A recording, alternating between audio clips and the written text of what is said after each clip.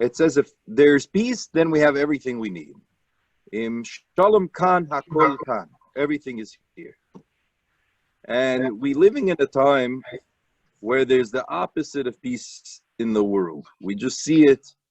We see it constantly. And I'm not here, again, I don't want to discuss politics because I know there are people on different spectrums. And I'm very into respecting that everybody has a voice, everybody has an opinion.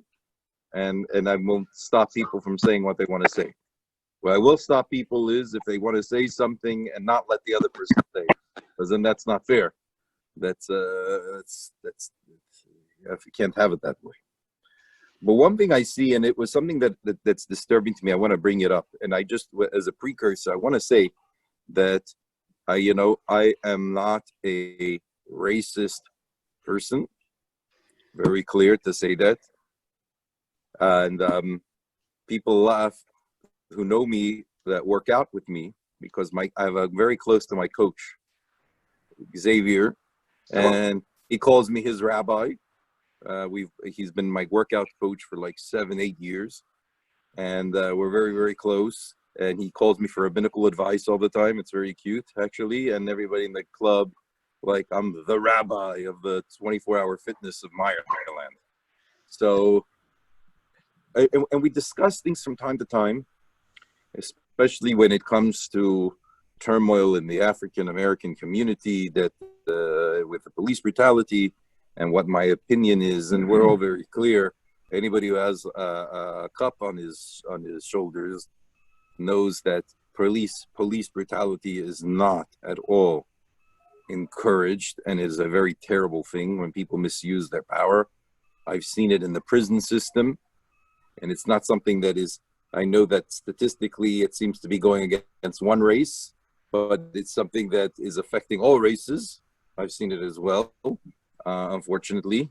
And anybody who's in a position of power shouldn't abuse the power. With that being said, I want to join, I don't want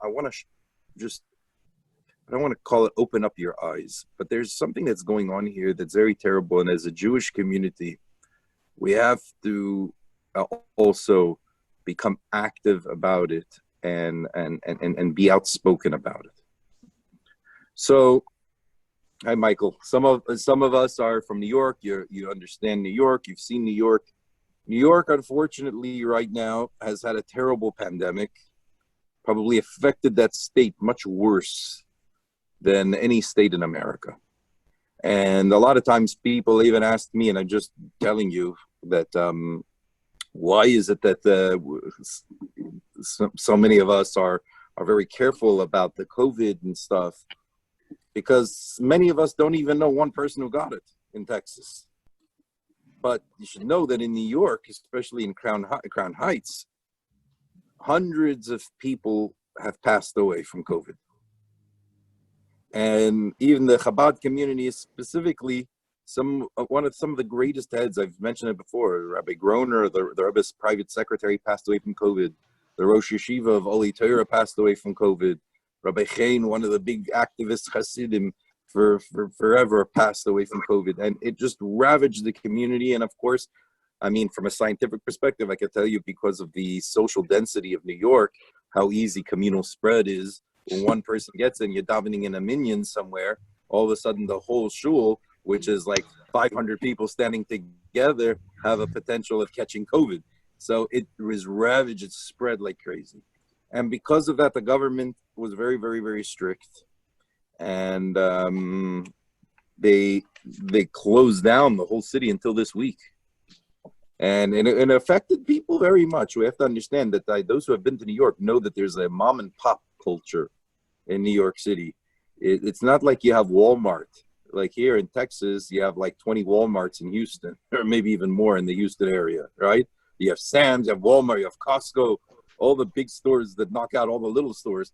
New York is not like that. New York, you have like one Costco here and one Walmart there, but Rubum Kekulam, which means mostly the New York culture is that you have mom and pop boutique stores and all this all over the place. That's how their economy functions. And it was very sad to see that their stores were closed. Most of their stores were closed until this week. We don't understand the magnitude of how people could not provide for their families. during this time. It was very, very difficult for people. But thank God they're starting to open it up. Now, why am I picking on New York and that? That's not what I'm even want to speak about. There's a bit of an anti-Semitic undercurrent going on. It's been going on for a few weeks with Mayor de Blasio in New York and the Jewish community. And I've gotten a few calls about it from people here because people who pay attention to the Jewish media have brought it up. What is it? So it started, there was a funeral in Williamsburg where 300 Hasidim came out for a very respected Rosh Yeshiva who passed away. And, they asked, please make sure that there's only a minyan there. There should only be 10 people there. And instead, 300 people showed up. And it became a bit of unrest. People were arrested. And it became a very hurtful thing in the community. And not only that, but then the media got a hold of it and said, these Hasidim and blah, blah, blah, blah, blah, blah. And, and then like de Blasio all of a sudden would start doing a double standard. There would be, I'm okay with this, but he'd be shutting down a shul. I'm okay with that. And when I'm pointing at this and that is where there would be gatherings of people, more than 10 people. But when it comes to a minyan, if there was 11 people in the shul, like the city would come and close you down. Close down. They'd come in and forcibly remove people, arrest people. There are many videos of it. It's very, very disheartening. And just the sadness of it was, I saw last Friday, I got a text, and somebody sent me a picture. In Williamsburg, there were a group of Hasidic kids trying to get together and learn. And it's the irony, and I'll tell you like this. I don't want to bring up the George Floyd and the Black Lives Matter movement, because what happened to him was terrible, horrific, should never happen. And yes, there's police brutality, and yes, unfortunately, the Black community is made to suffer. And yes, we have to hold the police accountable for their actions. You cannot abuse the power of the badge, 100%. But this picture kind of wraps up the culture and what's going on, and it's and the Jewish people have to start making a geshrei and speaking about it, how it's not right, what's going on. So what was the picture? The picture was a group of kids in Williamsburg, and I guess they were trying to get together and learn. They were doing some sort of activity, and there were many kids there. And what you see is on the wall, there's a picture, and it says, "We're protesting the brutal murder of George Floyd." Right? Now, what was interesting, because those kids were not protesting the murder of George Floyd, right? They probably don't even know who George Floyd is. We're talking about Satmar kids that their parents don't even watch news, and second, they're very insular, and most of them don't even know what's going on. So why did they feel the necessity of putting up that sign? Because last week there were many cases where people were arrested, synagogues were shut down, in cases where there was like 15, 20 people, because you could only have 10 people gathering together, even if there was more room with social distancing. But at the exact same time, yesterday, there was hundreds of thousands of people marching together without any social distancing whatsoever, most of them, over the Brooklyn Bridge. And the mayor continuously has been targeting the religious Jewish community in Brooklyn. And if we're to protest George Floyd, we should, because that's the Jewish people. We say it in the Aleinu. When we're here to fix the world's problems, to be Masakin Olam, to fix up the world, you call it Tikkun Olam, with the kingship of the Lord. We're here to be whistleblowers in the world. And that connects itself to the Parsha. Why? And I'll just say my speech now, and then we'll continue the service. Because in the Parsha, it speaks about Behalosecha es haneros. And I'm going to digress for just a second and continue to speak about it, but just digress. I want to show you, and I showed it to my lunch and learn yesterday, but I'm going to bring out a different point about it right now. This is a picture of what the Torah looks like. The actual Torah, it's called a Tikkun. It's a book that somebody who's practicing the Parsha knows what the letters look like without the vowels. So when they read it from the Torah, they'll know what they're saying. So if you could see in my tikkun, this is what a Torah looks like. This is a section within this week's Parsha. The posuk is Vayehi ben Aaron Vayomer Moshe Kuma Hashem Ve'afutz Levecha Ve'anusim Misanecha Mipanecha, and then Shuvi Yisrael Alfa. When it talks about the ark, that when the ark would go, like we would say, get up and arise, and we sing the song till today in the synagogues when we open up the ark to take out the Torah. And then the rest of it is when the ark was placed down, we say that God should continue to rest upon the myriads of Israel. So within the Torah, we see an interesting thing, and these are these things. What is it? This is the letter Nun. The letter Nun is placed by itself at the beginning of the section and at the end of the section. At the beginning of the section, you have a regular letter Nun, and it looks like parentheses, closing off one section. And then at the end of the section, you have a Nun called a Nun ha'afucha.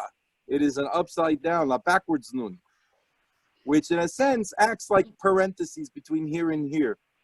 And it's very uncharacteristic that the Torah, in the actual Torah itself, should have this thing with the two nuns separating a section of the Torah from the rest of the from the rest of the parsha. Can y'all see it? I don't know. I see everyone squinting to try to see it, but it's hard for me because I'm not on that side. So what's the reason behind it? So Rashi gives us a simple thing. It's just clearly to separate one section of the Torah from the rest, because this section of the Torah speaks about the ark, when the ark would travel and when it would rest. And immediately right after the ark travels and rests, we have an unfortunate situation in Jewish history, which never has happened since, and it will never happen again, which was what? That the Jewish people started to complain. Right? Mm-hmm. It never happens. Yeah. And the people complained. That was a joke. Yeah, we complain all the time. But anyways, why would they complain? They were complaining about the manna. They were complaining that they miss Egypt, they miss the good food, and they want to go back to Egypt, and all they have to look at is this manna, and it really made them upset. And God got really upset at the people, and then they asked for meat, and then God gives them quail, and then he ends up making a big curse on the people, that when they were eating the quail, it says the meat was still stuck between their teeth, and they ended up dying. Like he punished the people, because it wasn't that you can't want meat. It's okay if you want meat, but to say I want meat and I can't stand what God is giving me, and the lack of gratitude in this, and basically cursing out God for giving you a free lunch, just was very un-Jewish like. It was terrible, and God punished the people. So what the Torah is doing is that in the Torah itself, when Moses is, because again, I'm presenting you, I'm a Chabad rabbi, I'm going to present you the Orthodox tradition, is that God authored the Torah, but Moses wrote it down, and God showed Moses the whole Torah. So if Moses is writing down the whole Torah, why is he adding these nuns? It's because God told him to add the nun there. He showed it to him, and there's a whole rationale is why is this being added there? It's to separate. It's basically making an interruption of what the Torah was talking about and what is about to be said, because of the negativity that's about to come. So basically, God wants to just put something in its place to break things up. Doesn't want it to go from a very positive thing about the Jewish people going on their journeys and all these wonderful things we've been discussing till now, and then all of a sudden say that people started to complain, and then something hit the fan. So that's not what he wants to say. It's a very negative thing. The Rebbe spoke about this, and he said many interesting things about it, but one thing particular. He says that from the fact that we have a section in this week's Parsha with two nuns, and it creates a separation, he says, so it comes out that instead of there really being Chamishe Chumshe Torah, which means 5 books of the Torah, we really have 7 books of the Torah. Why? Because we have Genesis, I'll say just in English for the benefit of everyone, we have Genesis, Exodus, Leviticus, Numbers, and Deuteronomy. Those are the 5 books of the Torah. But in the book of Numbers, you have the whole book of Numbers till this, including the beginning of this week's Parsha, would be the 4th book. Then This section with the two nuns is considered in Jewish law as a sefer b'fnei atzmo, which means it is a book on its own, which means that would be 6 books. I mean, sorry, 5 books. And then immediately after the 5th, that little subsection, which is considered the 5th book, then you have one more book, which is the 6th book, which is the rest of the book of the traditional book of Numbers. And then that would make Deuteronomy automatically the 7th book of the Torah. So he said, so according to those opinions, there are 7 books in the Torah. And what's unique about the number 7, and how does it relate to this week's portion? Because specifically, this is the portion where that whole subdivision takes place. The Rebbe says we have to look at the very beginning of the Torah portion. What is the very beginning of the Torah portion? It speaks about Behalosecha es hanerus, lighting the menorah. It's Aaron's unique service that every single day he would prepare the wicks and he would light the menorah. Conceptually, it means he is the lamp lighter. Mm-hmm. So what do we know about the lamps? So those who don't know, guess how many branches there were in the Beis Hamikdash and in the Mishkan? In the olden days menorahs, not the menorahs we use today, but the olden day menorah. Huh? 7. There were 7. 7. There were 7 branches of the menorah. Yeah. So there are 7 branches of menorah, and how many books of there are there in the Torah according to the subsection division? 7. And where does this separation occur? In this week's parsha. So there's a direct relationship between this week's parsha, which speaks about the menorah with 7 branches and the 7 books of the Torah, and why specifically in this week's parsha is where the whole division occurs, that you end up having 7. So it all rotates back to the point of what is the menorah. So what do we know about this menorah? A mystical menorah it is, right? Mm-hmm. So I don't know if y'all have ever learned about the laws about the Holy Temple in Jerusalem. And you learn about the windows, the chalonot, the windows of the Beis Hamikdash and how they were. So it says that the light of Jerusalem, it spread, it was a light to the whole world. How did that work?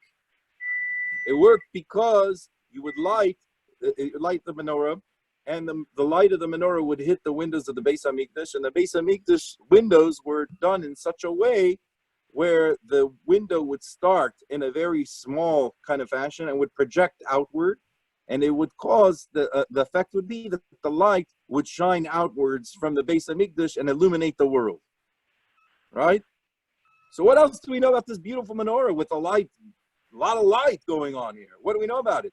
So there's 7 branches. What do we know about the 7 branches? 7 branches relate to, the Rebbe said it then, the 7 emotional attributes of the people. There are 7 emotional attributes that are reflected in the 7 sefirot.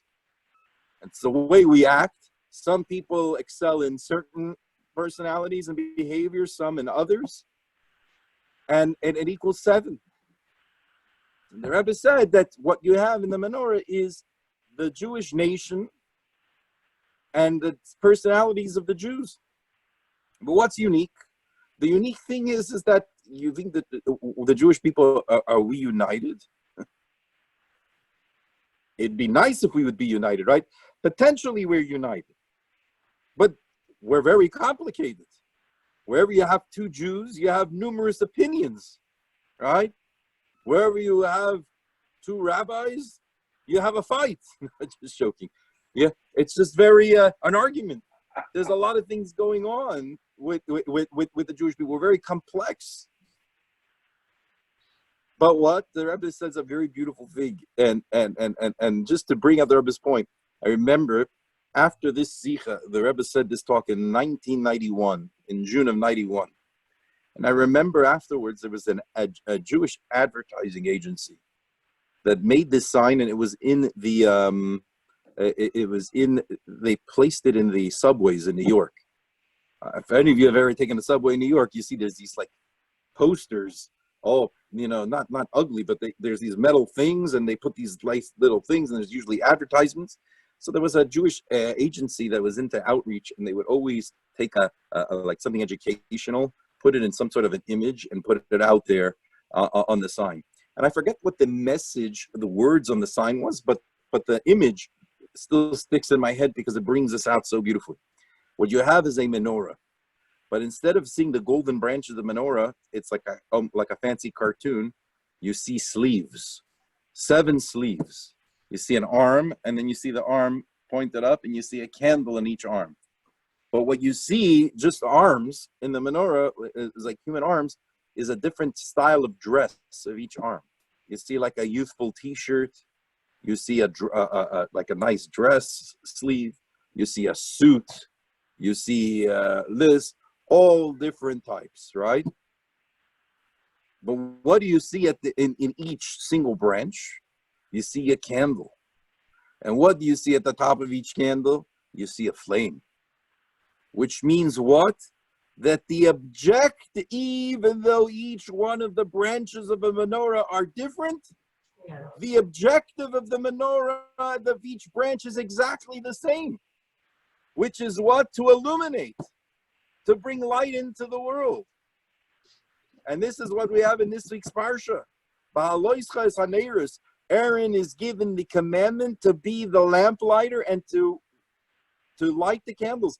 And what does it say? It doesn't say Behalosecha is hanerus. It doesn't say lahadlik es hanerus. Lahadlik et hanerot in Hebrew, like we're going to say the Shabbat blessing in just a few minutes, means to light the candles. But it doesn't say light the candles of the menorah. It says Behalosecha. The word Behalosecha comes from the word aliyah. Aliyah means to raise, to go up. Yeah, It means that, It means that Aaron's whole thing is to raise up the flames, not ignite. Raise up the flames. And Rashi explains, what does it mean to raise up a flame? It means to raise it up in such a way that the source of the flame encourages the flame so much that when the source pulls away, when the torch pulls away from the actual candle or the oil cup, the wick, the flame is able to stand on its own. It's not a point of inspiration that's touch and go. It's touch and go with nurture in such a way that that flame will continue to burn even after the source is not actively there lighting that candle. That was the style of inspiration of Aaron. He was there to be the lamplighter of the Jewish nation. And even though the nation is very split in the sense that we don't all have the same personalities, we don't have all the same external beliefs. Internally, we believe all the same thing, that there's one God, and that's our God. And if you don't believe it, it's because we don't really understand what God is. Because if we truly understand, we believe. And if we don't believe, it's because the God that we believe in is not one to be believed in, because it's a foreign, weird thing. That's a side story, and we'll talk about it a different time. But anyways, the bottom line is that that's the point. We're there to be a lamplighter. And who's the lamplighter? Aaron. Why is Aaron the lamplighter? Because Aaron was Ohev Shalom Verodef Shalom, which means he was somebody who loved peace, and he was somebody who pursued peace. He loved God's creations. It says Ohev Habrios about him, meaning that what? He led that every single person matters. Every life matters. Brios. He didn't say Ohev HaYehudim. He didn't say Ohev HaGoyim. He didn't say Ohev HaKlavim. He didn't say that he loved dogs, he loved cats, he loved humans, he loved Jews, he loved whites, he loved blacks. He didn't go and make a whole thing. He says he looked at everyone. Ohev et habriot. He loved the creations. What does it mean when you're just using the term I love creation, God's creations? What is that telling me if instead of saying I love people? It's telling us that you're able to look deeper at the essence of every single thing that takes place in this world, which is what? A creation of God, and therefore they need to be loved. And this was Aaron's way. Ohev Shalom Verodef Shalom. He loved peace and he pursued peace. And therefore he had the ability to be the lamplighter and to inspire people in such a way that even when he's not standing by them and holding their hand, they're still able to generate enough light. And why do we need to know about this? Because we all have a level of Aaron inside of us. We're all able to ignite our own, to nurture our flames. But more importantly, as Jews, we are all lamplighters. The world is a bunch of candles. And sometimes those candles are burning healthily and sometimes they're not. But who is charged with the mission of Tikkun Olam, L'saken Olam b'malchus Shin Daled Yud? We say it every day in the Aleinu, to fix the world with God's name. That's the Jewish people. Or Legoyim, we are the ones to be the lamplighters and to generate the light. But we have to have peace within ourselves as well, in order to do it with another person. So getting back to the comment that I said at the beginning, why does it irk me so bad what's going on in New York specifically, and that there has to be a geshrei? Because we have to look at everybody as creations. And we, as the loud people that are always marching and doing things to benefit the whole world, we need to march and make a geshrei when things are going bad against us. There can't be a double standard. Yes, racism is bad, but anti-Semitism is also bad. And when a group is being singled out over and over and over again in New York, over and over and over again, we as Jews have to say, excuse me, we're not just here because one group is being made bad against, and it's an unfortunate thing. But we need equality in the sense that we are all God's creations and we all need to be respected. And we're not going to stand for any double standards. We want peace. There needs to be peace for everybody. And that's where we can start to sing the prayer that I said we should say initially, which is Oseh Shalom Bimramav, Hu Yaseh Shalom Aleinu V'Al Yisrael V'Imru Amen. That God should be the one who could make peace in the heavens. So there's a famous question, what does it mean that God makes peace in the heavens? Since when should there be any fighting in the heavens that there needs to be peace? Right? Think about it. I say Shalom Bimromav. He makes peace in the heavens. What are you talking about? Peace in the heavens. There is peace in the heavens. So there's actually, I don't think it's in Gemara, I think it's a Medrash tells us a whole interesting thing, that because in the heavens there are different angels and every angel represents a different attribute. One angel is the angel of fire. One angel is the angel of water. What happens in this world when you have fire and water together? The water will put out the fire. But in the heaven, the Malach Shalaish and the Mayil Shalmayim, which is Gabriel and Raphael and Gabriel, are able to stand together and they don't put one another out. The fire doesn't put out the water doesn't put out the fire. They both stand together and they're able to be unified and not damage one another. So who's the force that's able to hold these angels together, which is such a strong level of, and somebody like Michael, my good friend, who's very spiritual, he could like imagine an energy of fire and an energy of water standing together and one not putting the other one out, but being able to stand unity together without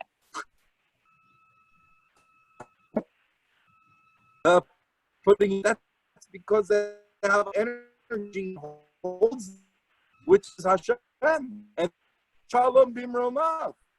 He is the one who makes peace in the heavens. And if he's able to pull off such a high level of peace, guess what? He's able to make a level of peace down here for us and for everyone.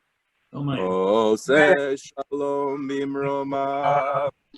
Oh, Yaseh Shalom Aleinu. Ve'al Kol Yisrael. Imru, Imru, Amen. Oseh